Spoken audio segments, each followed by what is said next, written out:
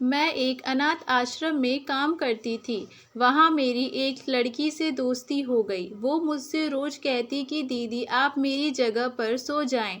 मुझे बहुत दर्द होता है। मुझे लगा शायद उसको उसका बिस्तर पसंद नहीं। मैंने उसका बिस्तर बदलवा दिया, लेकिन उसने मुझसे दूसरे दिन फिर से यही बात कही। इस बार मैंने उसकी बात मान ली और मैं उसी जगह पर सो गई। मुझे सोए हुए कुछ ही देर हुए थे कि अचानक कभी-कभी हमें अपनी आँखों देखी बातों पर भी यकीन नहीं होता, क्योंकि आज के दौर में इंसान सिर्फ वही करता है जिसमें उसका फ़ायदा हो। बिना अपने फ़ायदे के कोई किसी की मदद भी नहीं करना चाहता। मेरा नाम गीता है। मेरी उम्र इस समय 36 साल की है। मैं अपने घर में अपनी माँ के साथ रहती थी। हम दोनों का एक दूसरे के अलावा इस दुनिया में और कोई सहारा नहीं था। मेरे पति का कुछ साल पहले देहांत हो चुका था। मेरे पति की मौत के बाद मैं अपनी माँ के घर वापस आ गई थी। बचपन में ही मेरे पिताजी का देहांत हो गया था। तभी से माँ ने मुझे अकेले ही पाला। मेरी शादी के बाद मेरी माँ भी अकेले रहती थी। मैं उनकी एक लौती औलाद थी। मेरे ससुराल में मेरे सास ससुर और एक देवर ही था। मेरे सास ससुर मुझसे कभी-कभी मिलने आ जाया करते थे। मेरे पति के देहांत के बाद मेरे देवर ने मुझसे शादी के लिए कहा, लेकिन मैंने उसे मना कर दिया, क्योंकि मुझे अब शादी करनी ही नहीं थी। मुझे मेरी माँ के साथ रहना था, क्योंकि उन्होंने अपनी पूरी ज़िंदगी सिर्फ मेरे लिए ही जी थी। अब मेरा फ़र्ज़ था मैं उनके लिए कुछ करूँ, उन्हें बुढ़ापे में आराम दूँ। मेरी माँ लोगों के कपड़े सीकर अपना गुज़ारा करती थी, लेकिन आजकल उनकी तबीयत खराब रहने लगी थी। मैंने माँ से कहा कि आप कपड़े सीना बंद कर दीजिए, आपकी तबीयत ठीक नहीं रहती। मैं कोई ना कोई काम देख लूँगी। मैं ज़्यादा पढ़ी लिखी तो नहीं थी। मैट्रिक के बाद मेरी माँ ने मेरी शादी कर दी थी, क्योंकि उन्हें मेरी शादी की बहुत फ़िक्र रहती थी। वो चाहती थी कि अपने जीते जी मेरी शादी कर दे। इसीलिए मैट्रिक के बाद ही मेरी माँ ने मेरे लिए एक अच्छा सा रिश्ता देखकर मेरी शादी कर दी। मुझे किसी कंपनी में जॉब मिलना मुश्किल था। मैंने अपने पड़ोसियों से कह रखा था कि कोई काम हो तो मुझे बताना। मैंने अपने दोस्तों से भी पूछा, अगर मेरे लिए कोई जॉब हो तो प्लीज़ मुझे बताना। तब उसने मुझे बताया कि ये एक अनाथ आश्रम में एक औरत की ज़रूरत है। मैंने उससे पूछा कि वहाँ पर क्या काम करना पड़ेगा। उसने मुझसे कहा कि उसे इस बारे में कुछ भी नहीं पता। उसे भी किसी ने इस नौकरी के बारे में बताया था, तो उसने सोचा कि वे मुझे बता दे, शायद मेरा काम बन जाए। फिर वो मुझसे बोली, मैं खुद वहाँ चली जाऊँगी और बात कर लूँगी। मैंने उससे कहा कि एड्रेस लिया और अगले ही दिन मैं अपनी माँ से कहकर अनाथ आश्रम चली गई। मैं जब वहाँ पहुँची तो वो एक घर की तरह बना हुआ था। मैं गेट के अंदर गई। वहाँ ग्राउंड में बच्चे खेल रहे थे। वहाँ पर कुछ बच्चे विकलांग भी थे।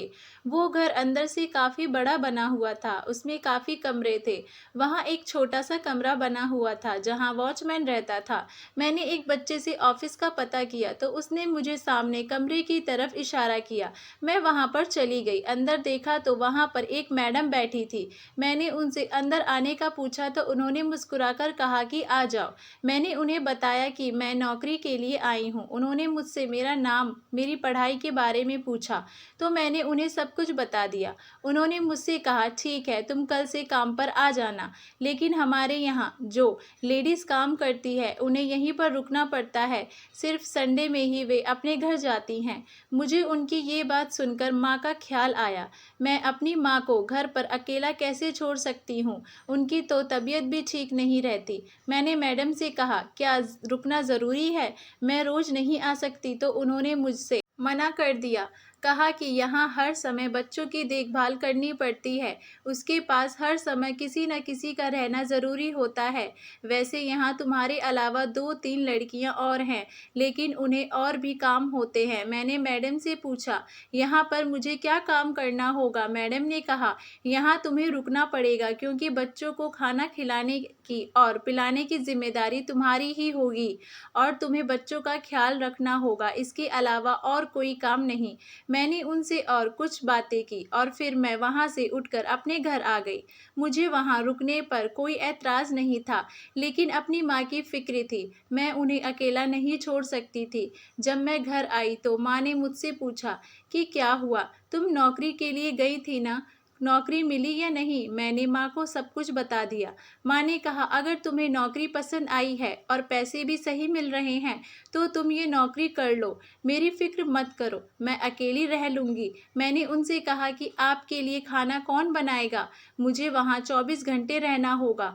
माँ ने कहा कि तुम फिक्र मत करो, मैं अपने लिए खाना खुद बना लूँगी। वैसे भी मैं सारा दिन खाली ही तो रहती हूँ, तुमने मेरा सिलाई का काम भी छुड़वा दिया है, क्या मैं अपने लिए खाना भी नहीं बना सकती? मैंने कहा, ठीक है, पर आप अपना बहुत ख्याल रखना और दवाई भी समय से लेते रहना। मैं अपने कमरे में गई और मैंने अपने अलमारी से अपने कुछ कपड़े निकालकर बैग में रख लिए और कुछ ज़रूरत का सामान भी रख लिया। अगले दिन मैं अपनी माँ से मिली और अनाथ आश्रम के लिए निकल गई। मैं वहाँ जाकर मैडम से मिली। मैडम ने मुझे मेरा काम समझा दिया, मुझे मेरा काम भी दिखा दिया।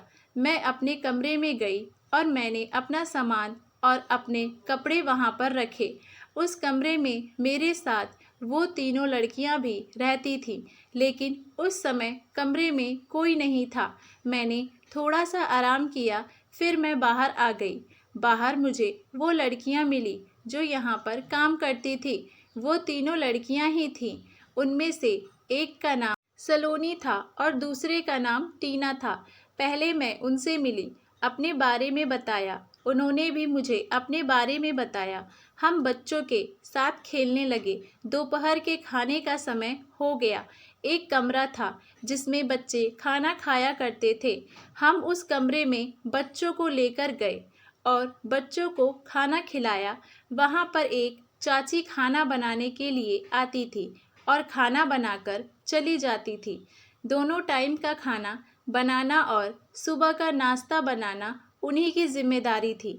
बच्चों को पढ़ाने की जिम्मेदारी सलोनी और टीना की थी और मैं बच्चों के खाने पीने का ध्यान रखती थी। मेरा यहाँ पर अच्छा समय गुजर रहा था। बच्चे सारा दिन खेल में मगन रहते और साथ में पढ़ाई भी करते थे, लेकिन बच्चों को पढ़ने के लिए उन्हें थोड़ी सी डांट लगानी पड़ती थी। मेरे यहाँ पर सबसे अच्छी दोस्ती हो गई थी। यहाँ रहकर मैंने एक बात नोटिस की थी, यहाँ रोज़ कोई ना कोई बच्चा अडॉप्ट होता था। रोज़ कोई ना कोई फैमिली किसी बच्चे को लेने के लिए आती थी और मैडम उनको बच्चा दे भी देती थी। सिर्फ बच्चे अडॉप्ट ही नहीं होते थे, यहाँ बच्चे आते भी बहुत ज़्यादा थे। कुछ लोग थे जो अनाथ बच्चों को यहाँ लेकर आते थे ताकि उनकी अच्छे से देखभाल हो सके। आंटी बच्चों का बहुत अच्छे से ख्याल रखती थी। उनकी वजह से बच्चों को रहने के लिए छत मिल रही थी और यहाँ मैडम बच्चों को हर चीज़ की सहूलियत देती थी। मैडम बहुत अच्छी आदत की थी। उन्हें दिनों वहाँ एक छोटी सी बच्ची जो कि 14 साल की होगी, उसका एक हाथ खराब था। वो जब से यहाँ पर आई थी बहुत डरी सहमी रहती थी, किसी से कोई बात नहीं करती थी, वो खाना भी ठीक से नहीं खाती थी। एक दिन मैंने उसे अपने हाथ से खाना खिलाया और उससे पूछा कि वो किसी से बात क्यों नहीं करती। वो मेरी बात का कोई जवाब नहीं देती थी। मैं उससे रोज़ बात करने की कोशिश करती। अब वो मुझसे थोड़ी थोड़ी बात करने लगी थी। अब वो अक्सर मेरे साथ ही रहती थी। वैसे तो मैं सारे ही बच्चों के साथ प्यार से रहती थी। मैं जानती थी कि बच्चों के दिल बहुत कमज़ोर होते हैं, छोटी छोटी बात को अपने दिल से लगा लेते हैं। उस लड़की के साथ मेरी अच्छी दोस्ती हो गई थी। एक दिन वो लड़की बहुत घबराई हुई मेरे पास आई और कहने लगी कि दीदी आप मेरी जगह पर सो जाया करें, मुझे सोने के बाद बहुत दर्द होता है। मैंने उससे पूछा, तुम्हें अपनी जगह पर क्या परेशानी है? उसने मुझे कोई जवाब नहीं दिया। मुझसे यही कहती रही कि दीदी आप मेरी जगह पर सो जाया करें, मुझे बहुत दर्द होता है। मैंने कहा, ठीक है, तुम फिक्र मत करो, मैं कुछ करती हूँ। मैंने सोचा शायद कोई बच्चा होगा जो उसे परेशान करता होगा, मुझसे इसीलिए अपनी जगह बदलने को कह रही है। मैंने से कहकर उसकी जगह बदलवा दी और मैं बच्चों के साथ जाकर बैठ गई। हमारा कमरा बच्चों के कमरों से दूर था उस अनाथ आश्रम में 50-60 के करीब बच्चे थे। लड़कियों का कमरा अलग था और लड़कों के कमरे अलग थे। मैडम हर चीज़ का वहाँ खुद ख्याल रखती थी और बच्चों के लिए हर तरीके की सहूलियत थी। हम लोगों ने रात का खाना खाया और अपने कमरे में जाकर सो गए। अगले दिन जब मैं उठी तो रोज की तरह अपने कामों में लग गई। जब दोपहर का खाना खाने का समय हुआ, मैं आलिया के पास गई। मैंने उससे जाकर पूछा, अब तो तुम्हें अच्छे से नींद आई होगी। अब तो मैंने तुम्हारी जगह भी बदलवा दी थी, लेकिन वो बाकी दिनों की तरह आज भी उदास थी। उसने मुझसे अभी भी वही बात कही थी, दीदी आप मेरी जगह पर सो जाया करें, मुझे बहुत दर्द होता है। मैंने उससे पूछा, अब कैसा दर्द? क्या अभी भी तुम्हें किसी बच्चे ने परेशान किया है? इतने में मैडम मेरे पास आ गईं। उसने मुझे कोई जवाब नहीं दिया और वो अपने कमरे में चली गई। अब जब भी आलिया मुझसे मिलती, मुझसे यही बात कहती, लेकिन मैं उसकी बात को टाल देती। मुझे लगा शायद वो यहाँ रहना ही नहीं चाहती, इसीलिए वो मुझसे ये बात कहती है। लेकिन मैं ये भी सोचती थी कि उसे यहाँ क्या परेशानी हो सकती है। यहाँ तो सब बच्चे बहुत खुश रहते हैं। फिर मैंने सोचा, क्यों ना आज मैं आलिया के बिस्तर पर सोकर देखूं, सब पता चल जाएगा वो झूठ बोलती है या फिर सच। आज हम लोगों ने रात का खाना खाया, उसके बाद मैं आलिया के पास गई। मैंने आलिया को अपने कमरे में अपने बेड पर सुला दिया और मैं उसकी जगह जाकर लेट गई। थोड़ी देर बाद ही मुझे नींद आ गई। अभी मुझे सोए हुए कुछ ही देर हुई थी, मुझे ऐसा लगा कि किसी ने मेरे पैरों को छुआ हो। मैंने अपने पैर चादर के अंदर कर लिए। फिर अचानक से मुझे एक चुभन सी हुई। मैंने चादर हटाकर देखा तो मुझे वहाँ कुछ लोग नज़र आए। वो लोग आपस में कुछ बातें कर रहे थे, लेकिन मैं उन्हें ठीक से नहीं देख सकी, उससे पहले कि मैं बेहोश हो गई। अगली सुबह जब मैं उठी तो मैं अपनी जगह पर ही सो रही थी। मेरे सर में हल्का सा दर्द था, आंखें लाल हो रही थी, मुझे अपनी तबीयत कुछ खराब लग रही थी। मैंने उठकर हाथ मुंह धोया और नाश्ता किया और दवाई ली और रोज़ की तरह अपने कामों में लग गई, क्योंकि मुझे रात के बारे में कुछ भी याद नहीं था। दोपहर के समय आलिया मेरे पास आई और मुझसे पूछने लगी, दीदी क्या आपको भी दर्द हुआ था? मैंने उससे कहा, मुझे कोई दर्द नहीं हुआ, तुम सिर्फ मुझसे बहाना करती हो। आज से तुम अपनी जगह पर ही सोओगी और आगे से मुझसे ऐसी कोई बात भी नहीं करना। वो अपना छोटा सा मुंह लेकर अपने कमरे में गई। मैं सोचने लगी कि आखिर मेरे साथ रात में हुआ क्या था, मुझे कुछ याद क्यों नहीं आ रहा था। अगले दिन संडे था। मैं अपने घर अपनी माँ से मिलने चली गई। जब मैं घर पहुँची तो मेरी माँ मुझे देखकर बहुत खुश हुई और मुझसे मेरी नौकरी के बारे में पूछने लगी कि मैं वहाँ खुश तो हूँ ना, मुझे ज़्यादा काम तो नहीं करना पड़ता। मैंने अपनी माँ को वहाँ के बारे में सब कुछ बताया और खर्चे के पैसे माँ के हाथ में दिए। मेरी माँ बहुत खुश हुई और मुझे दुआएं देने लगी। अगले दिन मैं अनाथ आश्रम के लिए निकल गई।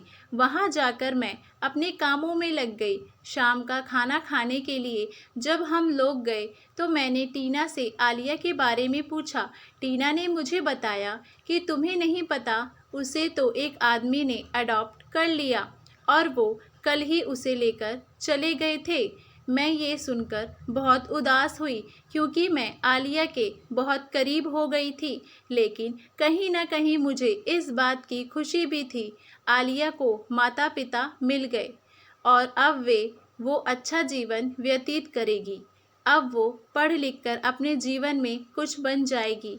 मुझे आलिया की बहुत याद आती थी, लेकिन मैंने और बच्चों में अपने आप को बिजी कर लिया था।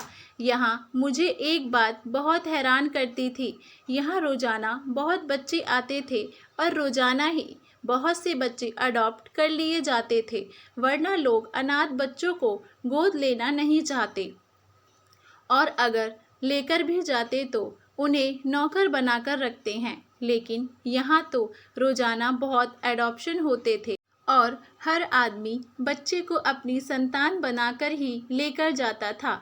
मुझे ये बात बहुत परेशान कर रही थी। मैं जानना चाहती थी कि आखिर मसला क्या है, लेकिन यहाँ किसी से कुछ पूछ भी तो नहीं सकती थी। अगर मैं ज़्यादा छानबीन करती तो मेरी नौकरी खतरे में आ जाती और मुझे इस नौकरी की बहुत ज़्यादा ज़रूरत थी। अगर मेरी ये नौकरी भी छूट जाती तो पता नहीं मुझे कहीं और नौकरी मिलती भी या नहीं। एक दिन मैंने टीना से पूछ ही लिया, यहाँ इतने सारे एडॉप्शन कैसे होते हैं, वरना लोग तो अनाथ बच्चों को लेना भी नहीं चाहते। टीना ने कहा कि यहाँ की मैडम बहुत अच्छी हैं, वो बहुत लोगों को जानती हैं, जिसकी वजह से यहाँ ज़्यादा एडॉप्शन होते हैं और वैसे भी दुनिया में बुरे लोगों के साथ अच्छे लोग भी होते हैं। हो सकता है भगवान उनके दिल में अनाथ बच्चों के लिए दया डाल देते हों। उसकी बात सुनकर मैं खामोश हो गई। मुझे यहाँ काफ़ी समय हो गया था। यहाँ रोज़ ही बच्चे आते जाते रहते थे। एक दिन बच्ची मेरे पास आई जो लगभग 13 साल की होगी। वो मुझसे आकर कहने लगी, दीदी मुझे अपने बिस्तर पर नहीं सोना, मुझे दर्द होता है। मैं उसकी ये बात सुनकर हैरान हो गई, क्योंकि यही बात मुझसे आलिया भी कहा करती थी। मैंने उससे पूछा, बेटा कैसा दर्द होता है, क्या तुम्हें कोई और बच्चा परेशान करता है, क्या तुम्हें बिस्तर में कुछ चुभता है? वो बच्चे रोने लगी और रोते रोते उसने मुझे बताया, उसे ऐसा लगता है कि उसे किसी ने इंजेक्शन लगाया हो। फिर उसके बाद उसे कुछ याद ही नहीं रहता। जब वो सुबह उठती है तो उसे पूरे शरीर में दर्द होता है। मेरे दिमाग में ऐसी बातें आई जो मैं सोच भी नहीं सकती थी। मैंने खुद से ही सवाल करके खुद ही जवाब दिया कि नहीं, ऐसा नहीं हो सकता। यहाँ ऐसा कौन कर सकता है? यहाँ तो बच्चों को हर तरह से ख्याल रखा जाता है, फिर ऐसी दरिंदगी इसके साथ कौन कर सकता है? मैं उस बच्ची को अपने कमरे में लेकर आई और दरवाज़ा अंदर से बंद कर लिया। मैंने उसके कपड़े उतार कर देखा तो उसके जिस्म पर कुछ निशान थे। मैं समझ गई इसके साथ कुछ गलत हुआ है। मैंने उससे कहा कि तुम फिक्र मत करो, मैं रात को तुम्हारे साथ ही सोऊंगी, घबराओ नहीं, और तुम ये बात अभी किसी को मत बताना। उस बच्ची की ये हालत देखकर मुझे रोना आ रहा था, लेकिन मैंने खुद को शांत किया और मन ही मन में सोच लिया, इसके साथ जो कुछ भी हुआ है वो मैं पता लगा कर ही रहूँगी। इस बच्ची के साथ जिसने भी गलत किया है उसको छोड़ूंगी नहीं। जब रात हुई तो मैं बच्चों के कमरे में जाकर उस लड़की से थोड़ी दूरी पर लेट गई। मैंने किसी को इस बारे में कुछ भी नहीं बताया था। मैंने अपने ऊपर एक चादर ढक ली। मुझे नींद नहीं आ रही थी। आधी रात होने को आई थी। रात के 1 बजे का समय था। तभी मुझे किसी के दरवाजे खोलने की आवाज़ आई। जब मैंने चादर से छिपके से देखा, वहाँ पर 2 आदमी उस बच्ची की तरफ आ रहे थे। वो दोनों आदमी उस बच्ची के पास गए और उसका मुंह बंद किया, फिर उसके इंजेक्शन लगा दिया। कुछ देर बाद उसको गोद में उठाकर कमरे से बाहर निकल गए। ये देखकर मेरे तो होश उड़ गए और मैं जल्दी से अपनी जगह से उठी और उन दोनों आदमियों का पीछा करने लगी। ये दोनों आदमी वही थे जो यहाँ पर अनाथ बच्चों को लेकर आते थे। मैंने सोचा कि मैं ये बात मैडम को बताती हूँ, लेकिन मैं जब तक मैडम को जगाती और सब कुछ उनको बताती तब तक तो वो लोग निकल जाते, इसीलिए मैंने उसका पीछा करना सही समझा। जब मैं उनका पीछा करते करते बाहर आ गई तो मुझे देखकर बहुत हैरानी हुई कि वो वॉचमैन से बात कर रहे हैं। वॉचमैन ने उसके बाहर जाने के लिए गेट भी खोल दिया। तब मैं समझ गई कि वॉचमैन और मैडम जी इन सब से मिले हुए हैं। उसके निकलने के बाद ही वॉचमैन ने गेट बंद कर दिया। मैं दूसरे गेट से बाहर गई तो सामने ही मुझे वो दोनों आदमी दिखाई दिए। मैं उनके पीछे पीछे जाने लगी। अनाथ आश्रम से थोड़ा आगे चलकर एक घर था जहाँ पर कोई नहीं रहता था। वो लोग उस घर में चले गए और अंदर से दरवाज़ा बंद कर दिया। मैंने घर को चारों तरफ से देखा कि शायद मुझे कोई दरवाज़ा अंदर जाने के लिए मिल जाए। तब मुझे एक दरवाज़ा दिखा जो कि टूटा हुआ था। मैं उसी से कूदकर अंदर चली गई। पूरे घर में अंधेरा था। अंदर जाकर मैंने देखा कि एक कमरे की लाइट जल रही है। मैं उस कमरे की तरफ गई तो उसका दरवाज़ा भी अंदर से बंद था। मैंने खिड़की से झांक कर देखा तो मेरे होश उड़ गए। वहाँ दो आदमी थे। एक आदमी खड़ा था और दूसरा बच्ची के साथ गलत काम कर रहा था। ये देखते ही मेरी चीख निकल गई। मैंने बिना कुछ सोचे समझे खिड़की से आवाज़ लगा दी। उससे कहा कि छोड़ दो इस बच्ची को, वरना मैं पुलिस को बुला लूँगी। उन्होंने मुझे देखा और मुझसे कहने लगे कि तुम यहाँ पर कैसे आई, जाओ यहाँ से। मैंने कहा छोड़ो इस बच्ची को। उसमें से एक आदमी मेरे पास आया और मेरे सर पर कुछ ज़ोर से मारा, जिससे कि मैं बेहोश हो गई। जब मुझे होश आया तो मेरा सर घूम रहा था, आंखों के सामने अंधेरा छाया हुआ था। मैंने हिम्मत करके उठने की कोशिश की और जब उठकर देखा तो मैं एक अंधेरे कमरे में बंद थी। मुझे बेहोश होने से पहले का सब कुछ याद आ गया और मैं उस बच्ची के बारे में सोचने लगी। पता नहीं इन जालिमों ने उस बच्ची के साथ क्या किया होगा, वो किस हालत में होगी। इन सब में मैडम और चौकीदार भी मिले हुए हैं। मेरे हाथ पैर बंधे हुए थे।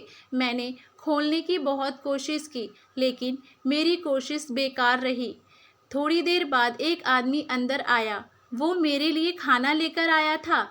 मैंने उससे कहा कि मुझे छोड़ दो, मैं किसी को भी नहीं बताऊंगी। तो वो हंसने लगा और मुझसे बोला, क्या हुआ? पहले तो बड़ा उछल रही थी, निकल गई सारी एकड़ी। पहले तो बहुत बोल रही थी। मैं उनकी बात सुनकर रोने लगी। इस वक्त मैं उनका कुछ भी नहीं बिगाड़ सकती थी, क्योंकि मेरे हाथ पैर बंधे हुए थे और वो बहुत खतरनाक और जालिम लोग थे। मेरे साथ कुछ भी कर सकते थे। उस आदमी ने मुझसे कहा, ये लो खाना खा लो, रोने के लिए भी तो ताकत चाहिए होती है। फिर उन्होंने मेरे हाथ खोले और खाने की थाली मेरे हाथ में देकर वहाँ से चला गया। मैंने उस खाने को हाथ भी नहीं लगाया, क्योंकि हो सकता है उन्होंने उस खाने में जहर मिलाया हो ताकि वो मुझे रास्ते से हटा सकें। अब मैं उनकी सारी हकीकत जान चुकी थी। वो लोग मेरे साथ कुछ ना कुछ ज़रूर करते। अचानक मुझे आलिया की याद आ गई।